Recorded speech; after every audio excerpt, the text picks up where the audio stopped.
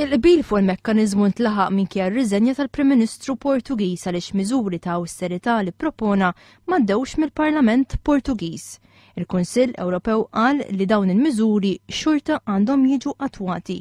Permezz tal-mekkaniżmu li ntlaħaq qbil dwaru Malta mhux ser tibqa' tikkontribwixxi bħalma kienet qabel. Sadan it-tant dan is-summit spiċċa iddominat minn gaff li jagħmel il-President tal-Unjoni Ewropea Herman Van Rompuy. Waqt ikla li saret il-ħamis fil-għaxija u li għalija kien hemm mistiedna l-kapijiet tal-Istat, il-President Van Rompuy wera li lanqas jaf li pajjiżna diġà juża l-ewro. F'messaġġ li ħalla fuq Twitter huwa qal li Malta se tkun fost 6 pajjiżi ġodda li se jdaħlu l-ewro. Żball li nduna bih u korreġa aktar tard u li spiċċa fuq il-headlines tal-gazzetti internazzjonali. Sadan it-tant aktar qabel il-Kunsill Ewropew irreġa' talab għar-riżenja ta' Gaddafi.